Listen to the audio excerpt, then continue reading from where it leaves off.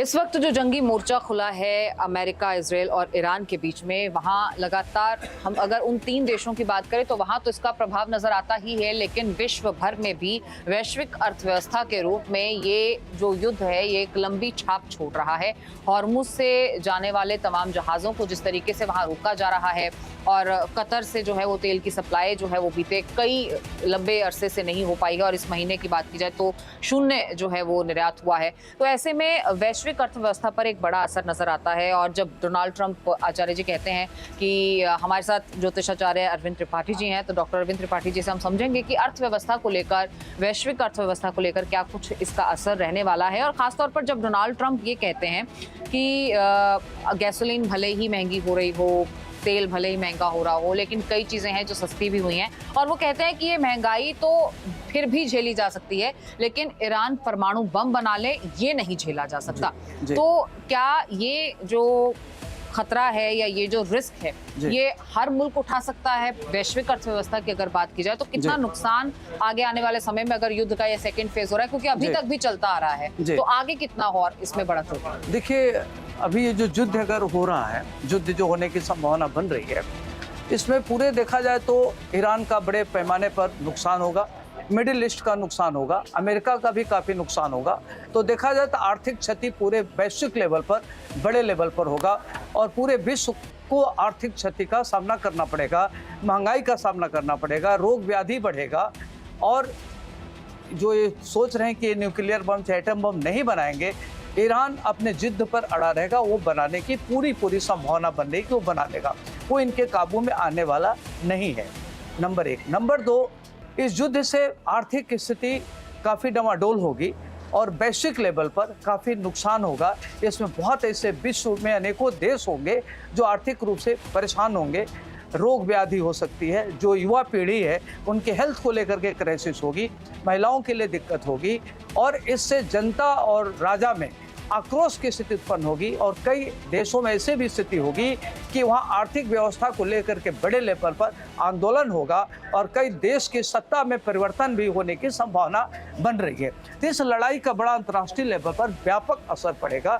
तो इसमें चाहिए कि जितनी जल्दी युद्ध को खत्म किया जाए उतना ही बढ़िया रहेगा। जी बिल्कुल। ईरान की तरफ से ये भी कहा गया कि अभी तो कम कीमतों में इजाफा हुआ है, कच्चे तेल की कीमतें $140 प्रति बैरल के अपार भी जाएंगी, मतलब अगला स्केल उन्होंने कहा है कि ये होगा। तो इस तरीके से चोट पहुंचाई जा रही है, लेकिन दूसरी तरफ ईरान को भी एक बड़ी चोट पहुंचाई जा रही है अमेरिका की तरफ से। वहां जो बाड़ेबंदी की गई है, जिस तरीके से नाकेबंदी की गई है, ऐसा कहा जा रहा है कि अर्थव्यवस्था की जो ईरान की रीढ़ है उसे भी तोड़ा जा रहा है। तो क्या ईरान का ये जो सॉफ्ट हम रुख थोड़ा देख रहे हैं, बातचीत की कोशिशें, अन्य मुल्कों पर जाकर वहाँ के जो है वो राष्ट्राध्यक्षों से मुलाकात और फिर वहाँ से कुछ ऐसा निकाल कर लाना कि अमेरिका के सामने कोई प्रस्ताव रखा जाए, कुछ फ्रूटफुल निकल कर आ सके, तो क्या ये नरमी माना जाए ईरान की तरफ से? अभी देखिए, न तो ईरान की तरफ से नरमी है, न अमेरिका की तरफ से नरमी है, ये दिख रहा है। लेकिन जो रौद्र संबंध है वह जब तक युद्ध ना हो, जब तक नुकसान ना हो जाए, जब तक एक राजा दूसरे राजा की जान न ले ले, तब तक ये लोग चैन से नहीं बैठ सकते। क्योंकि जो रौद्र संबंध है ये एक राजा दूसरे राजा के खून के प्यासे हैं। लोग अपने आत्मसम्मान की लड़ाई लड़ेंगे, ईगो की लड़ाई लड़ेंगे, इससे पूरे विश्व को इसका खमियाजा भुगतना पड़ेगा। तो वैश्विक लेवल पर देखा जाए तो महंगाई बढ़ेगी, शेयर ट्रेडिंग ये सबका रेट बहुत बढ़ जाएगा और इससे पूरे विश्व में एक बहुत बड़ा इसका खमियाजा भुगतना पड़ेगा। चाहे एनर्जी सेक्टर हो, चाहे मेडिसिन का सेक्टर हो, चाहे एजुकेशन सेक्टर हो, उसमें जो देश इस लड़ाई के चपेटे में है सबको बड़े भारी पैमाने पर नुकसान उठाने की संभावना बन रही है। जी बिल्कुल, जाहिर तौर पर। लेकिन अगर बात दूसरी तरफ इजराइल की जाए तो इजराइल में कितना नुकसान उन्हें उठाना पड़ेगा, क्योंकि इजराइल भी दो मोर्चों पर, जहां एक तरफ ईरान और दूसरी तरफ दक्षिणी लेबनान में हम देख रहे हैं कि हिजबुल्लाह को भी पूरी तरह से ध्वस्त और निस्तनाबूद करने के लिए वहां पर भी ताबड़तोड़ स्ट्राइक जो है वो लगातार जारी है। तो यहाँ कितना असर, कितना इम्पैक्ट नजर आता है? देखिए अमृता, अगर इसको आप दूसरे लेवल पर देखें हैं तो इस वर्ष का राजा बृहस्पति है और मंत्री ग्रहों के सेनापति मंगल है और इस वर्ष का जो लीड करने वाला ग्रह सूर्य है। तो सूर्य को कहते हैं कि ये न्याय करता है, बृहस्पति भी न्याय करता है और मंगल ये नहीं देखता कि कितना नुकसान हो रहा है, कितना होता है। युद्ध में तो हानि लाभ की बात होती नहीं है। तो इसमें जो इजराइल है आप देखे होंगे कि वो तो शुरू से जोखिम भरा कार्य करता है, अगर उसको कोई एक का नुकसान तो 10 गुना नुकसान पहुंचाता है। तो इजराइल इसमें पूरी मजबूती से अपनी लड़ाई लड़ेगा, विश्व के लिए लड़ाई लड़ेगा और शांति की स्थापना के लिए इजराइल किसी भी लेवल पर जा सकता है। और इसमें एक महान नायक के रूप में, एक बड़े लीडर के रूप में नेतन्याहू का नाम होगा और ये काफ़ी आगे बढ़ेंगे। जी। और जिस तरीके से अन्य तमाम जो बड़ी ताकतें हैं, उन्हें अब ये डर सता रहा है कि वैश्विक अर्थव्यवस्था गिरती चली जा रही है, चीज़ें महंगी हो रही हैं और आने वाले समय में इसका एक और बड़ा विकराल रूप देखने को मिलता है, क्योंकि उनका बार बार ये कहना है कि अगर दूसरा चरण युद्ध का होता है तो फिर हम इतने साल पीछे चले जाएंगे कि दोबारा से रिवाइव कर पाना मुश्किल होगा। तो वैश्विक अर्थव्यवस्था के लिहाज से अगर देखा जाए तो कौन कौन से मुल्क हैं जो बहुत भारी नुकसान की चपेट में आएंगे? देखिए, इसमें एक तो अमेरिका आएगा, मिडिल ईस्ट आएगा, ईरान आएगा और जितनी गल्फ कंट्री है उस काफ़ी चपेटे में आएगी। और जहाँ जहाँ इनका व्यवसाय हो रहा है वो भी देश इसके चपेटे में आएंगे। लेकिन भारत की जो अर्थव्यवस्था होगी, उसकी जो जीडीपी रेट होगी वो काफ़ी आगे बढ़ेगा। तो भारत का इसमें बहुत ज़्यादा नुकसान नहीं हो, जो भारत की कुंडली है उसका कम नुकसान है, लेकिन अन्य देशों का बड़े लेवल पर नुकसान होगा। तो इसमें जो भारत की डिप्लोमेसी होगी, जो नरेंद्र मोदी जी की डिप्लोमेसी होगी, बहुत महत्वपूर्ण होगी। तो इससे भारत का नुकसान होते होते बच जाएगा, थोड़ा मोड़ा प्रभावित होगा लेकिन वो नेग्लिजिबल होगा।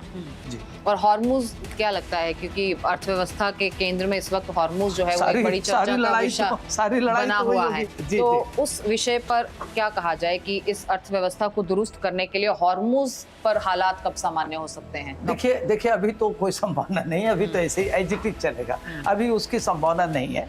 जब ये 2 जून को जब बृहस्पति चेंज होगा तब जाकर के होगा और उसमें भारत की भूमिका बहुत महत्वपूर्ण होगी, रशिया की महत्वपूर्ण भूमिका, चाइना की भी भूमिका बहुत महत्वपूर्ण होगी, तब जाकर के ये इसमें समझौता होने की संभावना बन रही है। तो इसमें मोदी जी एक महानायक के रूप में उभरेंगे, आपके नेतन्याहू जी इसमें महत्वपूर्ण भूमिका करेंगे। इसमें सबसे ज़्यादा छीछा-लेदर अमेरिका की और ईरान की होगी। और अगर बात हम कर लें, क्योंकि ईरान की तरफ से कोई भी ऐसी तस्वीरें जारी नहीं हो रही जो ईरान की मौजूदा स्थिति को बता सके। ईरान में सैटेलाइट सेवाएं बंद हैं, इंटरनेट सेवाएं बंद हैं, तो इस तरीके से जो ईरान जारी करना चाहता है दुनिया को वो दिखा रहा है। तो अगर अर्थव्यवस्था की बात की जाए तो ईरान कितने साल या कितने दशक पीछे चला जाएगा, क्योंकि लगातार ताबड़तोड़ प्रहार हम देख रहे हैं कि वहां पर हो रहे हैं। भले ही अभी जो है वो सीज फायर हो, लेकिन ईरान के अंदर गृह जो कलेश है, जिस तरीके से वहाँ प्रदर्शन हो रहे हैं, लगातार लोगों को फांसियों की सजा दी जा रही है, किसी पर कुछ इल्जाम तो किसी पर कुछ इल्जाम। तो ईरान अगर अर्थव्यवस्था के लिहाज से देखा जाए तो कितना पीछे चला जाए? देखिए, ईरान तो काफ़ी पीछे चला गया, 10 वर्ष पीछे चला गया और उसको इसमें आगे बढ़ने में बहुत टाइम लगेगा और ईरान को भी निकलने में बहुत टाइम लगेगा। और ईरान के लिए सबसे ज़्यादा नुकसानदेह है, क्योंकि पूरा उसकी आर्थिक व्यवस्था ध्वस्त हो गई, उसकी जो इलेक्ट्रॉनिक टेक्नोलॉजी उसकी काफ़ी ध्वस्त हो गई। तो देखा जाए तो बहुत ज़्यादा नुकसान हुआ ईरान का, लेकिन ईरान का नुकसान उससे अमेरिका का भी कम नुकसान नहीं हुआ है। तो देखा जाए तो जो इस युद्ध में सम्मिलित है सबका कहीं ना कहीं नुकसान है। और ये भारापाई, चूँकि देखिए हम आपको बताएं कि ग्रहम राज्य में क्षति ग्रहम राज्य में रथ, इसमें व्यक्ति की उसी तरह की बुद्धि विचार सोच हो जाती है। तो रौद्र संपत्ति के नाते हो रहा है, जो रौद्र संपत्ति है उसके नाते हो रहा है। तो इसमें किसी न देश की गलती है न किसी राजा की गलती है, चूँकि ऐसे ही होना था इसलिए हो रहा है, या प्रकृति की व्यवस्था है। जैसे कई बार प्रकृति क्या होता है कि प्रकृति में बहुत सारे ऐसे घटनाएं दुर्घटनाएं होती है जिसको प्रकृति बैलेंस करने के लिए करती है, ये होना ही था इसलिए हुआ। जी। और अगर हम कहें कि इस नुकसान से बचने के लिए अमेरिका अब जो कोशिशें कर रहा है कि जिस तरीके से छोटे हथियार जो ईरान ने जिनसे प्रहार किया कि कम खर्चा ईरान का है और अमेरिका का उससे कई गुना ज्यादा खर्चा आ चुका है, तो ऐसी कोशिशें जरूर अमेरिका की तरफ से की जा रही हैं कि ऐसे हथियार डेवलप किए जाएं, या इजराइल की तरफ से कि ऐसे हथियार बनाए जाएं जो कम लागत वाले हों और ज्यादा सटीकता से प्रहार करें। पुराने कई हथियार हैं जिनके नए नए जो है वो मॉडल सामने आ रहे हैं, जो नए नए हथियार ऐसे सामने आ रहे हैं। तो वहाँ क्या आपको लगता है कहीं कोई कमी करने में कामयाब हो पाएंगी, कहीं से कोई खर्चा कम हो जाए, या जितना अब तक रेवेन्यू उनका बर्बाद हुआ है युद्ध में वो ना हो बचे? देखिए, क्या है कि अमेरिका तो युद्ध नहीं चाहता था। अमेरिका तो सोच रहा था कि हम 2-3 दिन में युद्ध को निपटा देंगे, लेकिन अमेरिका के गले पड़ गया। अमेरिका को कोई उम्मीद नहीं थी कि ईरान इस युद्ध को इतना लंबा कर पाएगा, खींच पाएगा। तो इसमें अमेरिका युद्ध के चक्कर में फंस गया। अब वो चूंकि उसका स्टेटमेंट, उसका जो निर्णय वो गलत हो गया, चूंकि ट्रंप जी का वृश्चिक का चंद्रमा है, इनके जो सलाहकार लोग इन्होंने गलत निर्णय ले लिया, जिसका खमियाजा इनको भोगना पड़ रहा है। लेकिन अभी इन लोग क्या करेंगे कि कुछ ऐसे आयुध का, कुछ ऐसी टेक्नोलॉजी का निर्माण करेंगे जिसमें अपने आर्थिक स्थिति को ठीक करेंगे और भारापाई करने में सफल रहेंगे। जी, तो चलिए देखिए, कई जो तस्वीरें सामने आ रही हैं उससे ये तो ज़रूर समझ में आता है कि हालात सामान्य नहीं हैं, और ये भी समझ आ रहा है पूरे विश्व में जिस तरीके से तमाम देशों के नेता अब जो है वो सामने आ रहे हैं और लगातार ये गुहार लगाई जा रही है कि युद्ध ना हो दूसरे फेज का, और ज़्यादा से ज़्यादा कोशिशों की कूटनीति से ही हल निकाला जाए। लेकिन फिलहाल ऐसे कोई आसार नजर आते नहीं हैं, और यदि युद्ध का ये दूसरा चरण होता है और हमारे सामने एक बार फिर से वही तस्वीर बनती है, तो जाहिर है कि अर्थव्यवस्था पर एक बुरा असर पड़ेगा। लेकिन कौन कौन से देश किस हद तक इस अर्थव्यवस्था गिरने की चपेट में आ सकते हैं, अर्थव्यवस्था गिरावट वहां पर दर्ज की जा सकती है, ये हमने आपको इस खास पेशकश के जरिए, इस खास बातचीत के जरिए बताया। बहुत शुक्रिया आपका आचार्य जी, और आपका भी बहुत धन्यवाद। क्या आप जानते हैं श्री कृष्ण ही काली है? क्या आपको पता है राधा जी ने श्री कृष्ण के सामने कौन सी 3 शर्तें रखी थी? क्या आप जानते हैं कि द्रौपदी पिछले जन्म में कौन थी और उन्हें 5 पति कैसे मिले? सूती चैनल पर सोमवार से शुक्रवार हम लेकर आ रहे हैं ऐसी ही पौराणिक और रहस्यमय कहानियों की खास सीरीज, जहां हर कहानी में छिपा है धर्म, रहस्य और जीवन का गहरा सच। तो अभी स्तुति चैनल को सब्सक्राइब कीजिए और इस अद्भुत सफर का हिस्सा बनिए। क्या आप जानते हैं श्री कृष्ण ही काली है? क्या आपको पता है राधा जी ने श्री कृष्ण के सामने कौन सी 3 शर्तें रखी थी? क्या आप जानते हैं कि द्रौपदी पिछले जन्म में कौन थी और उन्हें 5 पति कैसे मिले? सूती चैनल पर सोमवार से शुक्रवार हम लेकर आ रहे हैं ऐसी ही पौराणिक और रहस्यमय कहानियों की खास सीरीज, जहां हर कहानी में छिपा है धर्म, रहस्य और जीवन का गहरा सच। तो अभी स्तुति चैनल को सब्सक्राइब कीजिए और इस अद्भुत सफर का हिस्सा बनिए।